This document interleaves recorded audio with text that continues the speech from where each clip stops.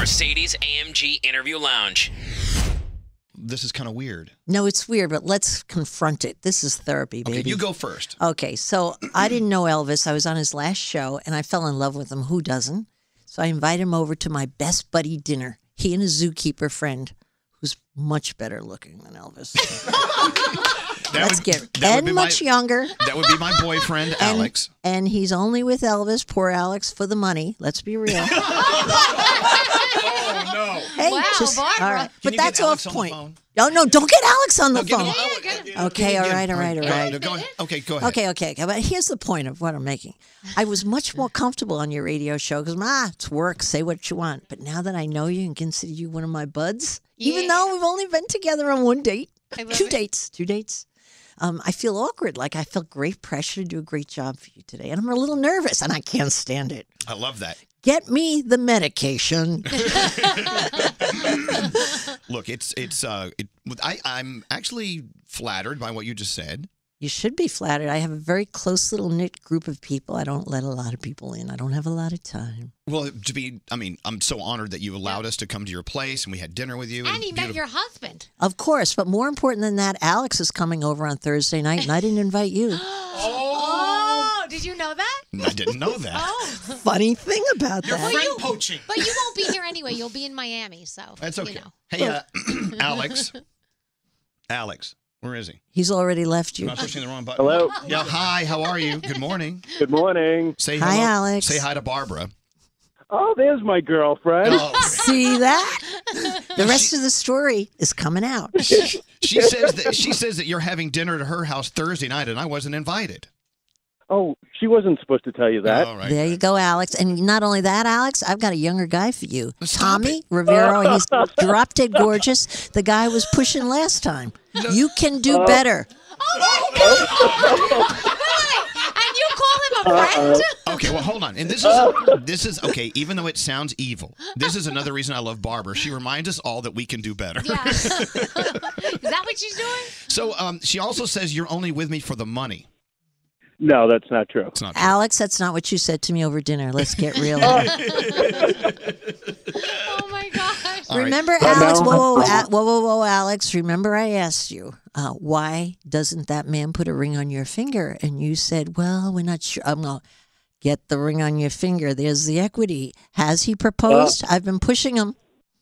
No. I know what the answer is. But why can't Alex propose? Yeah, this is my point. Alex, he can propose to me, and that's my... You know what? No, I'll tell you why. First of all, you're the leader in the relationship. That's obvious. Okay. Who? You. You're not looking at me. Hello. Well, I'm focusing on what I want to say. No, why am I? No. See, you don't know us that well. Alex is the leader in this relationship. Well, because he's better in bed. It's better in bed. Oh my gosh, I love you so much. She says I'm the leader because you're better in bed. This makes no sense. It makes very good sense. Alex, agree with me? Well, I'm the leader in bed. She's the leader outside of bed. But only because he has the money, and that's called cheating. Now, I have this other younger guy for you that would make him the best guy in bed, and I suggest you give it a whirl. Oh, my God. Now, Alex, would you please let the world know that you're with me? No, Elvis is my guy. I'm his guy, and we love each other very much. What about a side piece? No, he's too loyal. No, Alex is 150% genuine. That's the truth. So he's not going to go for a side piece. It's all or nothing with this guy. Did we interrupt something? Are you feeding foxes or something? What are you doing at the zoo right now? Actually, yes, that's what I was going to go do, and I stopped before I went in. All right. Tell Lady the Fox we said hi. We're going to let you go now. Get that ring on your finger, baby. I mean, Mark Cuban is younger and richer, so maybe you would go there, Alex. No way. Is he younger? I don't know. Is he? He looks younger. I don't know. Wow, this is not going well. We're going to tag team, Barbara. All right. Well, I love you. I'll talk to you later. I love you, too. Okay. Say goodbye to Alex. Bye-bye, zookeeper. Bye. I love you as well. Oh, okay. I'm not sure you should let him go to her house by himself. We'll have a ball. I totally trust him, and I would rather him be at Barbara Corcoran's house than the other places he goes. So let's see how you feel about that when you're forced to marry him within the month. When I give him good strategy. It's all good. So okay, let me ask you this: is there a way to tie in what's being said here, the dynamics of this conversation, and anyone out there trying to do business in the business world or to succeed at a relationship with another person? Well, I think the core message there is if you have fun, everything works out better. Period. Add some a little fun to anything, marriages work out better. You have to laugh yourself after the first 5 years, of course, through marriage. So infidelity is fun, is what you're saying? No. I don't believe in infidelity. Hey, if I was younger, I'd believe in it, but I can't get anybody, and that's why I don't believe in it today. I don't believe that, by the way. Oh, you should believe that. Hey, because I mean, your success is very, very well known. Do you know when someone's coming at you for the wrong reasons versus for the genuine, real reasons, as for friendship? Or for instance, did you ever think for once that I wanted something from you, and that's why I was being so nice to you? No, I'm too good a judge of people. No. I've got a built-in antenna that can tell when somebody just wants something. And you know what? I don't have the tolerance for it. It's not that I don't mind being used. I'm used all the time in business. I don't care. But in friendship, it's such a precious corner of your life. So I knew you were genuine. I also knew exactly what Alex would be like before I met him. I just knew. I could feel in my bones that you had a great guy. And he is. Mm-hmm. But so let's say you meet someone and you're trying to put a business deal together with them or whatever. Mm-hmm. Are there signs you can see right off the bat that definitely there's smoke, there could be fire? First is I call it butt kicking or butt kissing, really. You can sense when someone is giving you a false compliment. I mean, someone says, you look gorgeous. I mean, people lie about that in New York every day. I don't look gorgeous. I know that. But if I say to you, you've got great skin, that's specific, you can trust that. You know if you have great skin or not. So a genuine compliment versus a broad compliment is very important to size somebody up. The way they look at you in the eye, the way they lean in on you, even in the handshake. I know a lot's been said about handshakes, but the handshake to me is not about squeezing hard, which people think, but making that thumb contact, the contact of the skin and the thumb. When somebody is in contact, that skin on a handshake, I don't trust them. I know that's a generality, but I have found it to be very true. Wow. You need to go deep on the handshake. Yeah. Well, you just need to connect, that skin. It's not about squeezing hard. Yeah. It's connecting. You trust somebody. Okay, by the way, if you're just turning us on, of course, this is Barbara Corcoran.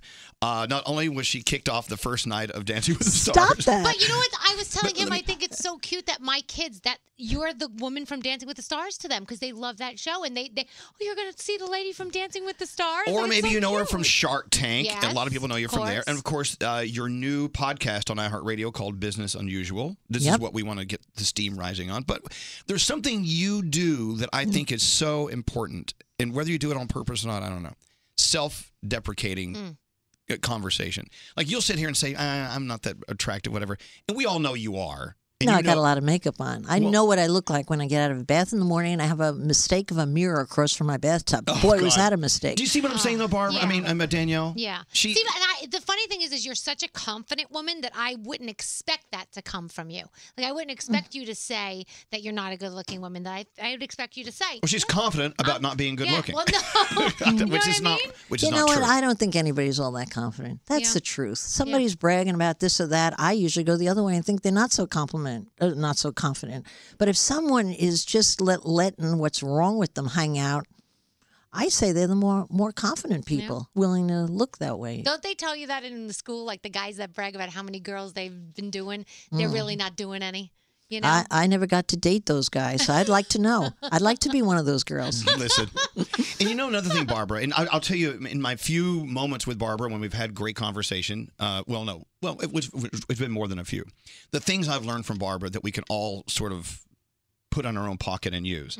She is at a point in her life and career where she can say no and not worry about it. The power of the word no is so wonderful. Luxury. Well, you know what? Why do we have to wait until we have sold our $1 company? Why do we have to wait until we have $1 billion in the bank? Why can't we be more confident in being able to do what we want to do the way we want to do it? Because I think that could get us where we want to go in life. Right. Whether it's money or success or whatever. Well, do you agree with that? Everybody does better with what they love doing.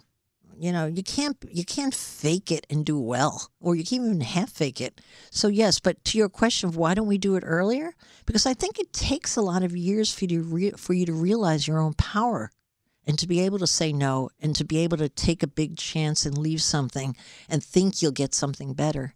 And it also takes a lot of loving from when you were a kid to build that confidence deep in your core that you can dig for it and get it out eventually. And not everybody has that. So Barbara will be the first to tell you. Hey, can we have dinner, Barbara? Nah, I don't like dinner. I want to be home by 6. Okay. Okay, Barbara. You were texting her. Hey, how you doing? Great. I don't want to talk to you. I got to go. No, I didn't say I didn't want to talk to you. But you have no problem getting to the point. Yeah. And I think that's another great trait in anyone who's trying to succeed at anything. Of course. You don't waste time. People know where you're going. You could say what you expect them to do, what you don't want to do, and then you wind up with a picture of your life how you want it. Wow. And even though a lot of what you do is about business, it can be applied to just everyday life relationships. This just in, a texter. Oh. I've started a food manufacturing business. Do you get tired of people asking you for suggestions? Every cab driver in New York asks me. I never get into a cab where I'm not giving business advice. I'm used to it. Like when Dr. Oz visits, everyone lines up and they'll pull their pants down and show them their anus. No, but it's so Is there a problem? My anus is in the shape of a crazy 8. Nobody has a problem pulling their pants down in front of them. Oh my gosh. Oh, this texter now called us. Yes. Ooh. Is this Aurea? Yes. Hi, Elvis. My name's Aurea. Oh, Aurea, I do apologize. Please say good morning to our friend Barbara Corcoran. And what's on your mind for her? Hi, Barbara. Hi there. I started a food business about 5 years ago, and I've had a nice measure of success. This year I won a couple of Sophie Awards with a couple of products, and it's time for me to scale up my business, but I find myself questioning myself. Do I have what it takes to run a big company? You know, my company is still small. I'm still comfortable. It's still doable. I have cold feet is what I'm saying. And how do I figure that out? Am I that person?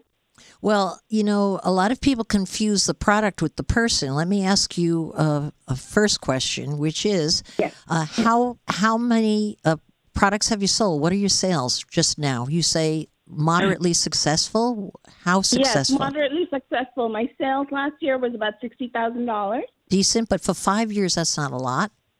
No, that was for last year. Oh, that's better. Okay. Yeah. All right. So now the question is, how do you beef yourself up? How do you have the confidence to go forward? I would contact my 3 closest friends or family members and ask them to tell you right to your face what's wonderful about you. I know that's a weird exercise to do, but let them tell you what they think your best strengths are.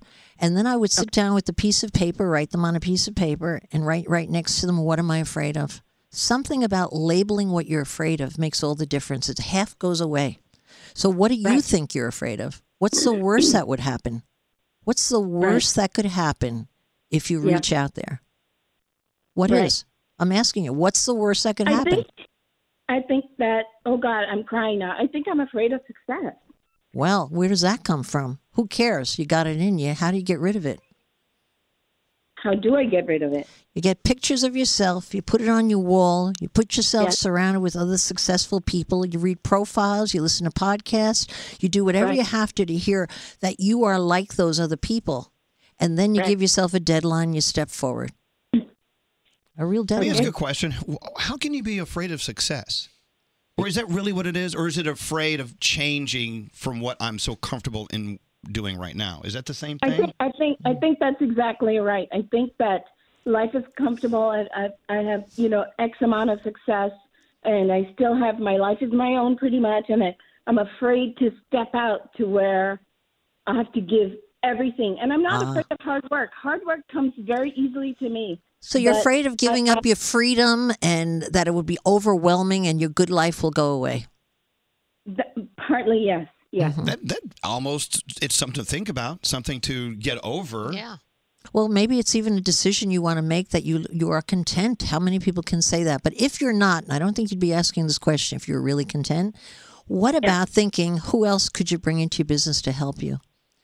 Is this why are you offering $50,000 to buy a portion of her business? No. I'm giving you a vote of confidence that it's so hard to build a food business today. I invest in businesses in the food space. 1 in 5 succeed. You've succeeded all these years. You obviously are doing something well, and you have $60,000 this year in sales. If you want to stay there, that's cool, but I say you wouldn't be asking the question if you didn't want to build. So what about getting some help? You're probably all by yourself? Yeah.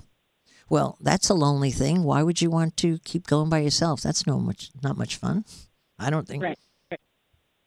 So Barbara thinks you should go play with some friends in the sandbox. Have some fun. That's one you say that. It's a shorter way of all my words, what I say. Well, I know, but it's true, But listen, and you bring up a good point I'm going to bring up after this conversation. But Aurea, best of luck to you. And congratulations on what you've accomplished. And hey, what could it hurt? Maybe climb up a couple of rungs and have some fun. But go find someone to play with. I think that's great advice.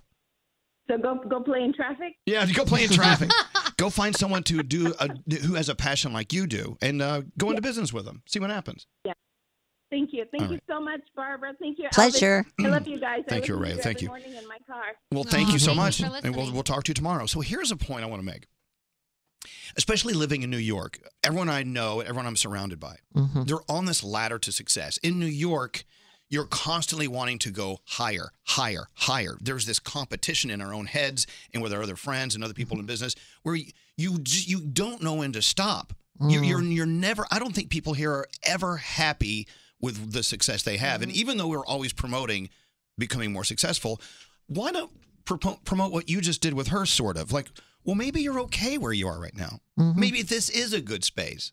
Well, what's your feeling about her? I think she was pretty content, actually. Didn't you get that feeling? She sounded content to me. Yeah. If she was in the Midwest, she'd be very content. She wouldn't be thinking about getting bigger. Right. She's in New York, like you said. There's a competition going on. Totally. That's why a lot of personal relationships fail here, because people are more tuned into being better professionally than they are trying to make their relationships work better. Definitely true. Hello. So, okay, here's an example. Look at this. Look, what's written on this? It's the Elvis Duran show. I'm sure you're not content. You wouldn't have gotten here. Oh, no, but I was thinking last night, what if I, on this ladder, started going down a few rungs and relaxed a little bit? It would be nice, but you get to vacation whenever the heck you want. You have a great lifestyle, Elvis. You can't complain. I can come stay at your place. Come on. Okay, let's talk about the podcast, because we want more people to listen to this. You are now working on podcast number 3, I believe, on Business Unusual. So. Yep. And may I play a piece of one? Yeah, I haven't heard it. I didn't want to hear it. Wait, I don't even need your permission. No. Go for it. It's this radio station. Okay, which one? I love your pace in this podcast. Common traits.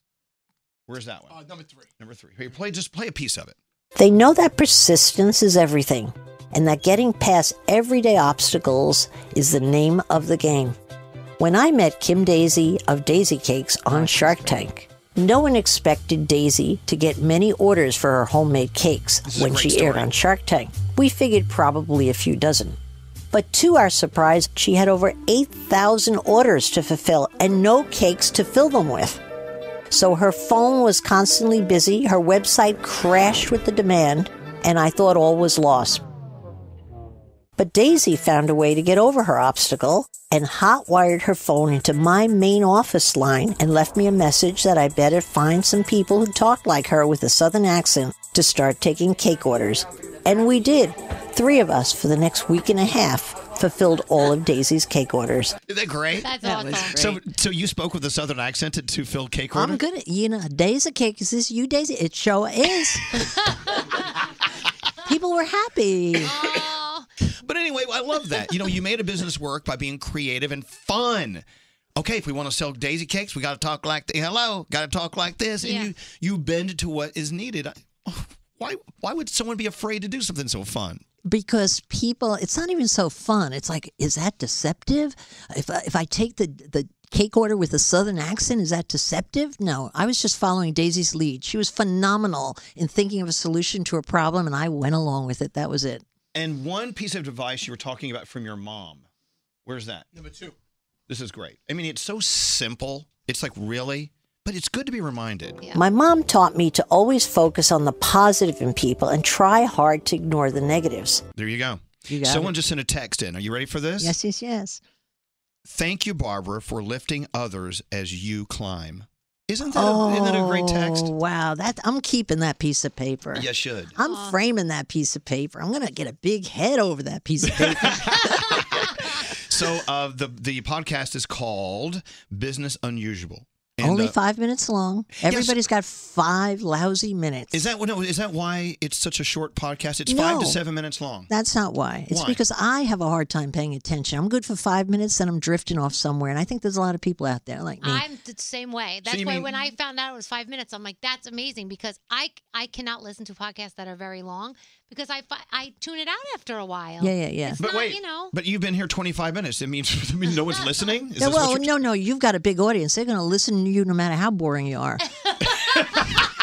And usually they text in and tell us when we have boring shows. I'm sure. Oh, yeah. Whereas I'm earning my keep, a little different position than you, Elvis. Trust me. Well, please. You were fabulous. And I'm thank you for coming all the way downtown. And My I know pleasure. that you only like to leave the house between like noon and 1. It's like she's very restricted with her time. Not true. With others. But I'm up late Thursday night. So is Alex really coming to your house Yeah, for it dinner? really is. We're going to stay up late, maybe midnight, 2 in the morning, whatever. Oh, wow. All right. Well, can you keep other boys away from my guy, would you please? I already have his date set up. Sorry about that. Oh, my God. She's the worst. Sabotaging the relationship. She's Maybe she's making it stronger. Barbara Corcoran is Daddy's little cupcake baked by the devil. We love you, Barbara. Thank you for coming in. I love you back. Again, the iHeartRadio app, you need it. We launched Business Unusual thanks to Barbara Corcoran. It's working. Episode 3 is about to come out, so catch up today. We love you, Barbara. I love you back.